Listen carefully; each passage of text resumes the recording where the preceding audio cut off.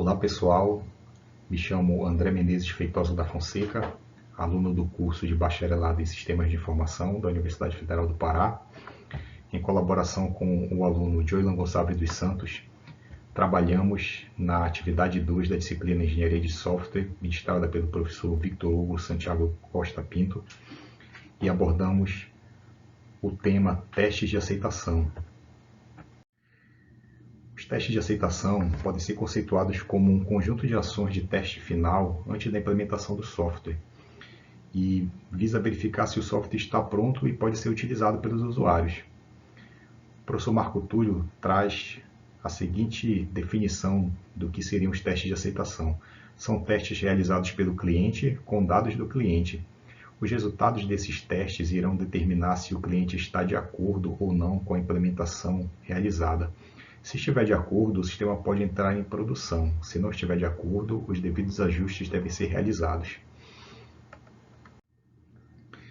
Os testes de aceitação englobam basicamente duas atividades: a verificação, que testa se o sistema foi desenvolvido corretamente conforme as especificações ou requisitos iniciais, e a atividade de validação, que testa se o sistema está correto conforme o pedido do cliente, se atende à demanda inicial do cliente. Os testes de aceitação podem ser desenvolvidos a partir de três estratégias. A estratégia de aceitação formal, aceitação informal, o teste alfa, e o teste beta. A aceitação formal possui as seguintes características: é um processo altamente gerenciado, visto que parte da gerência do próprio projeto de desenvolvimento de software atua no processo de aplicação desses testes finais de aceitação. Costuma ser extensão do teste do sistema, visto que são planejados e projetados com o mesmo cuidado e no mesmo detalhe, mesmas tarefas e produtos do trabalho, as mesmas ferramentas, os mesmos elementos de teste que são realizados ao longo do desenvolvimento do projeto podem ser retomados nessa fase final de teste de aceitação. Os casos são subconjuntos daquele do teste do sistema. Muitos dos casos que são utilizados para fazer os testes ao longo do desenvolvimento do software são retomados no teste de aceitação. E a execução dos testes pela organização de desenvolvimento em conjunto com o representante da organização do usuário final, ou inteiramente pela organização do usuário final, o grupo por ela indicado. Os testes de aceitação, eles podem ser aplicados de acordo com essas dinâmicas, ou a própria organização de desenvolvimento participa juntamente com o representante da organização do usuário final, ou somente a organização do usuário final participa da execução desses testes. A aceitação formal apresenta como benefícios funções e recursos testados que são conhecidos, como o processo de gerenciamento de software está intimamente relacionado com a aceitação formal. Podem ser os recursos e funções previamente utilizados ao longo do desenvolvimento do software, podem ser reaproveitados e, portanto, já são conhecidos previamente. Os detalhes dos testes conhecidos e mensuráveis. Os testes, como já foram conduzidos pela própria gerência do software, já são melhor conhecidos e, portanto, mensuráveis. Os testes podem ser automatizados, permitindo o teste de regressão, e o progresso do teste pode ser medido e monitorado. Além disso, os critérios de aceitabilidade são bem conhecidos. Agora, como desvantagens, os testes de aceitação formal apresentam a necessidade de recursos e planejamento significativos, e podem implicar em uma nova implementação dos testes do sistema, ou seja, a mera repetição de testes já efetuados ao longo do projeto, e podem também não revelar defeitos subjetivos, apenas defeitos esperados no software. os defeitos subjetivos diretamente relacionados com o usuário final podem não ser detectados nessa aceitação formal. Agora, a segunda estratégia de teste de aceitação é a aceitação informal, também conhecido como teste alfa. Nessa estratégia, os procedimentos são definidos sem o rigor dos testes formais.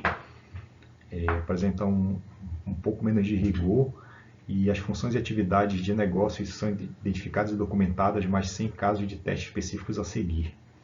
Diferentemente do teste formal, em que você tem os casos bem definidos e específicos. O testador individual determina o que deve ser feito. No caso, o próprio usuário final vai definir que funções e que dados utilizar para fazer os testes.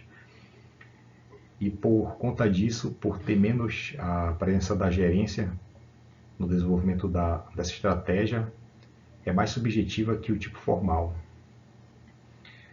E essa estratégia é realizada com mais frequência pela organização do usuário final.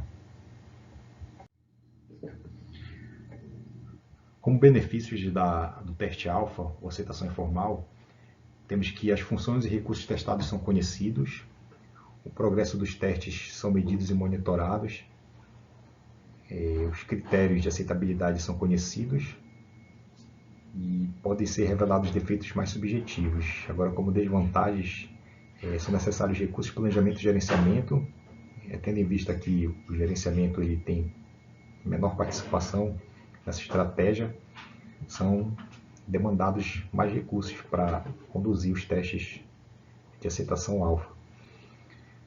Não há controle sobre os casos de teste, visto que o usuário final é que determina os critérios a serem aplicados. Os usuários podem se adaptar ao sistema e não encontrar defeitos. O usuário pode simplesmente se adaptar e não focar na busca por defeitos do software. Os usuários podem se concentrar na comparação entre um sistema legado e o novo sistema e não procurar defeitos. Além disso, os recursos do teste de aceitação não estão mais sob o controle do projeto e podem ficar limitados. A terceira estratégia abordada nos testes de aceitação é o teste beta, que consiste na abordagem menos controlada das três estratégias. É uma abordagem mais subjetiva. A quantidade de detalhes, dados e abordagem são de inteira escolha do testador individual, usuário final, e cada testador cria o próprio ambiente de teste, seleção dos seus dados, as funções, os recursos e as tarefas a serem aplicados nos testes. E cada testador estabelece seus critérios de aceitação. Como benefícios do teste beta, temos que é implantado pelos próprios usuários finais e, por conta disso, tende a revelar defeitos mais subjetivos, de acordo com a avaliação dos usuários finais. Como desvantagem, pode não ser testadas todas as funções ou recursos do sistema. Como apresenta também dificuldade de mensuração do progresso do teste, pode ocorrer adaptação do usuário ao sistema e não ocorrerem relatos de defeitos, semelhantemente como nós vimos ali no teste alfa.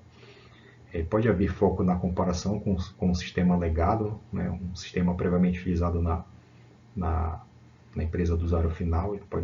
O usuário final pode simplesmente fazer comparações com o antigo sistema. E os recursos do teste fora do controle do projeto podendo ficar limitados. Isso decorre da própria baixa gerência desse processo de teste.